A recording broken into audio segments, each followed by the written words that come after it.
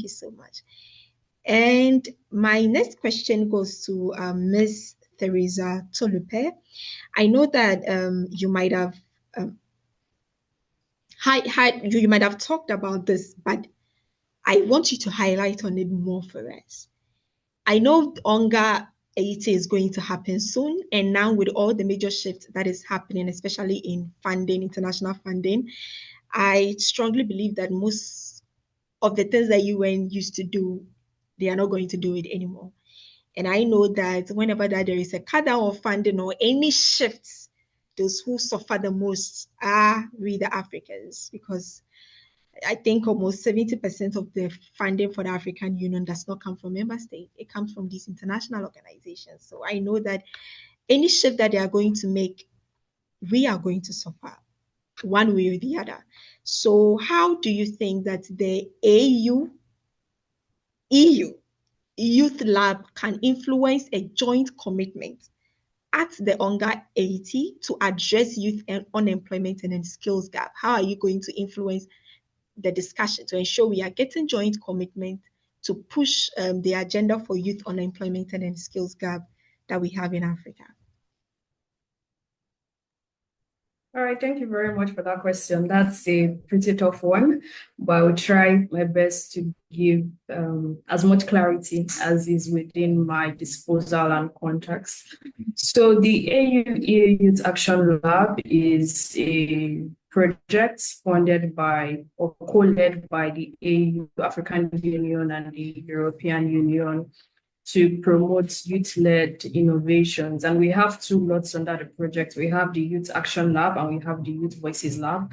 The Youth Voices Lab, like the name implies, focuses a lot more around policy implementation, while the Youth Action Lab has 4 different grant types that allow youth-led initiatives and youth-focused organizations to implement amazing initiatives while promoting collaboration, healthy collaboration between both continents. So in total, a huge chunk, almost about 60% of the program budget is up for regranting, and the programs will run for the next 3 years. They started last year, and this year a number of grantees have been selected. So for the Youth Action Lab, which is the one where I sit on as a youth advisory board member representing Nigerian youths, we have 4 grant types. We have the innovation grants, which help youth-led innovation or youth organization-focused innovation to scale, which usually ranges between 30,000 to 50,000 euros. We also have the entrepreneurship grants, which is about the same range.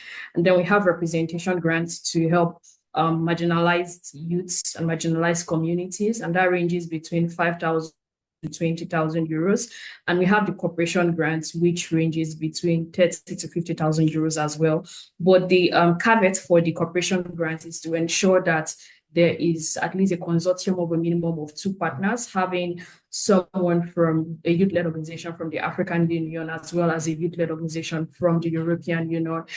Now, to properly answer the question, the European Union has an external youth action plan that will be running from about 2022 to 2027, and the Agenda 2060 is currently in the 2nd year of the 10-year implementation. But generally, I think UNGA is very specific and very strategic this year, because there is a review on WPay or something, right? The 30-year youth policy that led eventually to, if you backtrack 3 years ago, that's when we had the UN Youth Office and different programs that the United Nations is doing for young people. So it's very strategic in reviewing some of these thematic areas, and there's a specific date in September assigned to that. So the plans for the Youth Action Lab are still underway, but there's a lot of, I would say, strategic planning on sharing what has been done so far and the impact of what has been done. But also to give more context in what I am aware of, although there is currently a cut in funding, there's also somewhat a reimbursement or redistribution of funding. So lately, I saw a call for application under the Global Gateway Partnership. And just to give more context, the Global Gateway is currently, the AU-EU partnership in itself is commemorating 25 years this year. So earlier in the year, we had the AU Ministerial Summit in Brussels, and in November, we have the summit that will happen in Angola as well, right? And under the Global Gateway, there's currently a call for application for, you can say, coordinating partners for the African Europe Youth Academy. It's more about having safe spaces for young people, and that's a funding project that will run for 2 years. So that's something that you and other young people can also link into as well. Yes, of course, there are these opportunities, and I think part of the great things with the opportunities that are provided via this kind of collaboration is the strategic opportunity for young people to engage. So yesterday we had a colleague engage at the United Nations commemoration of International Youth Day in Kenya, as well as having some of the grantees and beneficiaries also present. And we got some really good, internal feedback that we need to work on. And I think one is something that as young people we can attest to. Generally, the EU has also played a very significant role in advancing youth leadership and youth representation at boards, especially with, the founding mother of the EU Youth Sounding Board, Commissioner Jutta, who did an amazing and phenomenal job. And what that did is it sort of created a global quota system that in a way forced setting, you can say, African and leaders that were a lot more conservative about allowing young people to lead, to allow young people to lead. But then there's also the thing about working in silos and ensuring that there is healthy collaboration among these youth leaders so that we don't have the maybe youth sounding board members in Nigeria unaware that there's someone also representing Nigerian youth perspectives and then going beyond. So yes, there are opportunities to strategically engage and strengthen engagement. But I think in concluding my answer, something I must mention is youth development and youth representation is changing drastically. So yes, we're still going to have board structures and so many amazing things go on within the ecosystem. However, they may come by a different name. And just to attest to what Ms. Najma said, I'm very much aware of Youth Connect, and I was at an event here in Nigeria yesterday where there has been like a 2-day event just to commemorate the launch for call for applications to kickstart things internally within Nigeria. And just briefly contextualize, we've seen Youth Advisory Board move from just being ambassadorial, outship, and basically communication tokenism to focusing a lot more on project management. And within the context of the AU Youth Action Lab, I can tell you that it's a very healthy case study of co-creation, because in saying, how do we disburse funds to the 4 grant types? We actually had a meeting for 3 days in Uganda last year where we sat down to say, what is the definition of youth? How do we define youth-led? How do we define youth-led organizations? What is meaningful youth engagement? How do we work with the fixed criteria while also making the questions flexible? How do we make this funding accessible? What structures are we putting in place to ensure that the people that are most vulnerable and young people that did not previously have access to capital currently have access to capital? And then last month, we were in Tanzania, all 12 Youth Advisory Board members, to reflect and say, it's been 1 year.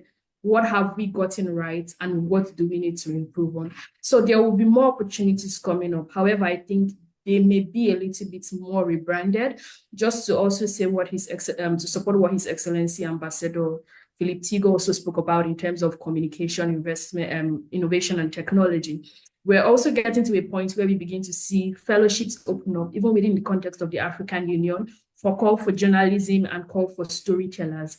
And it just shows how important the media is. And even within the climate space, it's almost like, well, you've learned climate, you've learned, the basic foundation of greenhouse for many people that started early, right? And then now you're at a point where there's the need to learn journalism, there's a need to learn storytelling, because there is a need for communication and in telling ethical stories, in recognizing fact-checking and how important that is. However, it doesn't mean that every young person is going to fit within the ecosystem. And when it comes to creating youth opportunities, it's really important to look at it holistically and understand the value chain. So for most of us, maybe you Carlos, myself, and some other young people on the call that are on boards and doing amazing things. Maybe the next thing for us is really about becoming young diplomats, young professionals, and representing, right? Like we're speaking about having a youth assembly at the African Union, but then there are also still going to be younger people than us that need certain programs to thrive. So I think it's really about creating that holistic system, one. And then something also Ambassador Philip said I think is really important is taking, you can say responsibility and knocking. Life doesn't give you what is fair. Life gives you what you negotiate. I was having a conversation yesterday also at the event, and someone was asking, oh, for this particular youth advisory board in Nigeria, how many young people are on it? Are they compensated? What's the structure like? And I had to explain and say, okay, for this particular board you asked for, there is no compensation because of the budget and the nature of what is being done. However, for these other boards, there are compensation structures for the young people, and this is what it's like, and this is what maybe you may consider putting on board for the program that you want to start for young people. And then finally, I think the need also for young people to be proactive. We have as much as entry barrier at the moment is a little bit difficult. We have some young people that have already broken through and can leverage on the assets that you already have. So for the young people that have already broken into the sector, I think it's really sitting down to say, how instead of thinking about myself or my organization as applying as a beneficiary, how about applying as a consortium to control and to make the decisions, as opposed to leaving it to other people that may not necessarily be youth focused? Because regardless of how we speak about this topic, we cannot at the moment speak about meaningful youth engagement without, on the other hand, mentioning tokenism in some way. So it's a work in progress, but definitely there will be conversations around it. And then also using a very strategic meeting I had yesterday in meeting with the CEO of Generation Unlimited in Nigeria. When you have results, good results and tangible results for programs, it will become a lot easier for these things to be strengthened. And something I can tell you clearly is under the Global Gateway Partnership, there's also the conversation around strengthening civil societies, because it's clear and it's obvious that civic spaces are shrinking. So even in creating further programs and in asking young people, because there was the CSO Youth Forum that also represented the board that fed into the ministerial earlier in the year. It was a conversation of really, what is the CSO structure in Africa like? How do you want us to invest in it? What kind of programs do you want to see? And I think I've said finally like 20 times already, but finally, it's really about decolonizing, right?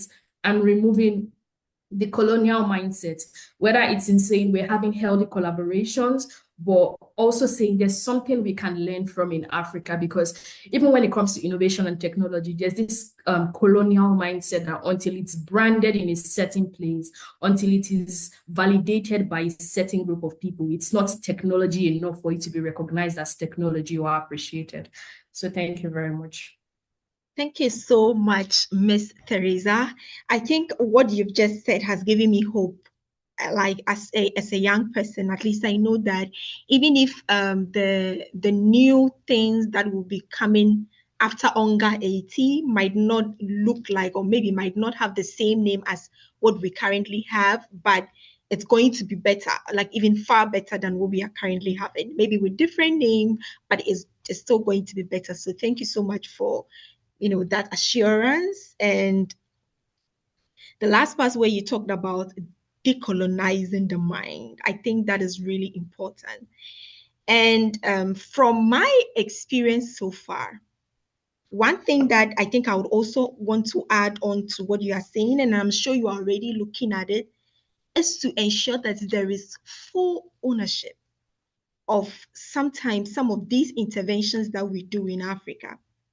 Sometimes I ask myself that at the UNHLPF, you can see that a lot of money, trillions of dollars, has been pushed to Africa to address or to achieve these SDGs.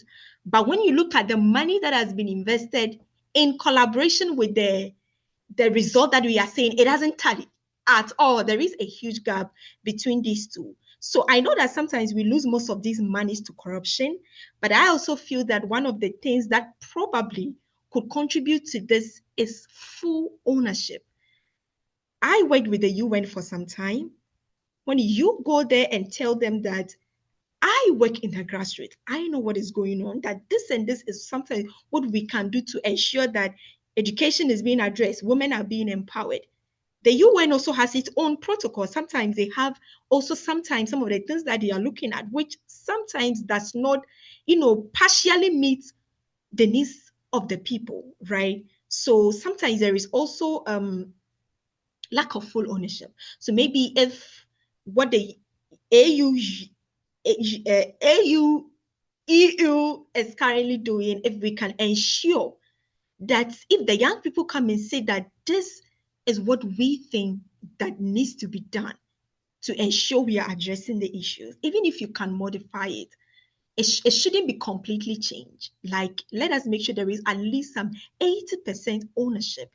And I feel that this is also one of the ways that we can ensure that we are really seeing results. If not, and we keep altering their ideas and letting them know what the AU also thinks should be done, at the end of the day, we may be implementing solutions that are not really addressing the problems.